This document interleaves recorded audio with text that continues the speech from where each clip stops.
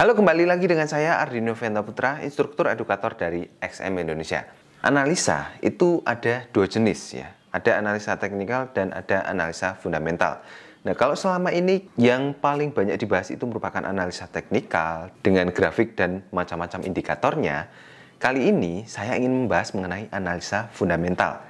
Ya, karena jarang sekali ya analisa fundamental itu kita bahas. Tapi tentunya analisa fundamental itu sangat penting sekali diketahui karena siapa lagi yang menggerakkan market kalau bukan analisa fundamental ini. Nah, di video kali ini kita akan belajar mengenai bagaimana cara membaca kalender ekonomi. Ya, kalender ekonomi. Jadi untuk mengetahui data apa saja yang muncul itu kita bisa mengetahui dari kalender ekonomi karena semuanya data itu sudah komplit dikumpulkan di situ.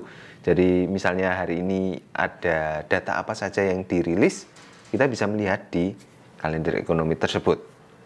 Untuk melihat kalender ekonomi itu ada banyak sekali situsnya, ada di Forex Factory, ada di portal-portal berita, misalnya investing.com atau FX Trade.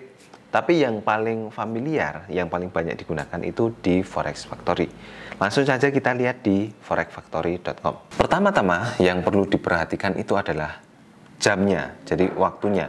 Ini harus disamakan dengan yang ada di PC. Jadi misalnya di Forex Factory-nya itu menunjukkan jam 9:35 PM, di laptop itu juga harus menunjukkan jam yang sama. Kalau teman-teman ingin merubah zona waktunya atau ingin merubah formatnya, tinggal klik saja rubah di sini. Misalnya zona waktunya teman-teman sedang ada di Indonesia Timur atau di Indonesia Tengah ya, tinggal rubah di plus ini GMT-nya. Kalau di Indonesia Tengah itu plus 8 dan Indonesia Timur itu plus 9 ya.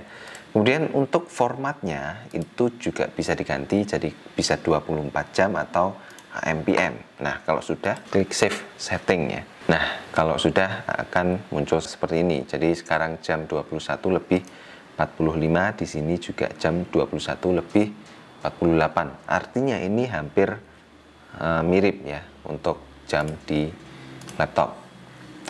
Kemudian kita masuk ke kalender ekonominya. Nah, pertama di baris sebelah kiri itu ada date atau tanggalnya ya, free day Desember, ini tepatnya hari ini. Kalau teman-teman mau lihat data-data sebelumnya, teman-teman bisa buka klik today ini, kemudian misalnya mau lihat dari tanggal 15 sampai tanggal 18. Nah, ini dari tanggal 15 ya. Kemudian sampai tanggal 18. Datanya semuanya tersedia di sini. Di sebelah tanggalnya itu ada jamnya. Jadi jam berapa data itu akan muncul itu semuanya ada di sini. Di sini ada tanda hijau, tanda panah hijau kecil ya. Itu artinya adalah waktu pada saat ini. Di atas dari tanda hijau ini itu merupakan data-data yang sudah muncul tadi. Kemudian kalau di bawahnya itu data-data yang belum muncul atau data-data yang muncul di kedepannya.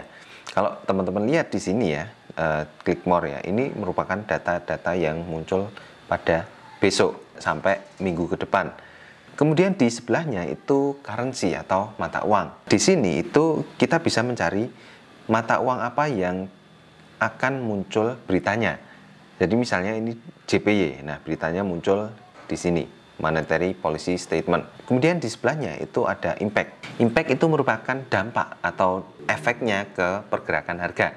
Untuk impact itu ada 4 ya warnanya. Jadi ada warna merah, oranye, kuning, dan abu-abu. Untuk abu-abu sendiri itu efeknya sama sekali nggak ada efeknya atau hubungannya dengan ekonomi. Dan untuk dampaknya ke pergerakan harga sendiri juga sama sekali tidak ada. Untuk yang berwarna kuning itu efeknya sangat kecil sekali. Dan untuk yang berwarna oranye itu efeknya medium. Kemudian yang perlu teman-teman perhatikan yaitu yang berwarna merah. Ini efeknya sangat gede sekali, jadi ini merupakan data penting yang perlu teman-teman perhatikan ketika mau melakukan trading. Kemudian di sebelahnya itu merupakan nama-nama dari berita yang muncul. Misalnya kalau berita kemarin ya, ada berita besar ya, ini ada Bank Sentral Amerika mau membuat statement atau mau merubah suku bunganya. Muncul di sini FOMC Economy Project, FOMC Statement, dan Federal Fund Rate.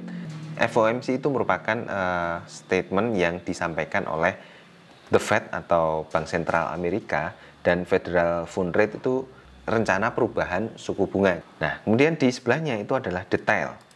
Detail itu menampilkan histori dari data-data sebelumnya, sumbernya dari mana, kemudian kenapa trader itu harus memperhatikan data ini. Jadi berita-beritanya semuanya muncul, teman-teman bisa akses semuanya di sini. Kemudian di sebelahnya, nah ini yang paling penting, ada aktual, forecast, dan previous. Untuk previous itu merupakan data sebelumnya, dan untuk forecast itu merupakan perkiraan yang dilakukan oleh para analis. Kemudian untuk aktual itu adalah data yang muncul pada saat ini. Yang perlu teman-teman perhatikan itu perbandingan antara previous, forecast, dan aktual. Kalau datanya belum muncul, misalnya data di minggu depan ya, seperti ini, datanya belum muncul, itu kita bisa melihat perbandingan antara previous dan forecast. Jadi misalnya ini ya, final GDP. Nah, kita bisa melihat untuk previousnya itu angkanya 33,1%, sedangkan untuk forecastnya sama dengan previous. Artinya ini tidak ada kenaikan sama sekali dengan data previous. Biasanya kalau data itu akan dirilis 30 menit sebelumnya, itu pergerakan harga sudah mulai goyah ya. Kalau forecastnya itu lebih tinggi dari previous, artinya terjadi optimisme pasar di situ, dan efeknya bisa bagus untuk mata uang tersebut.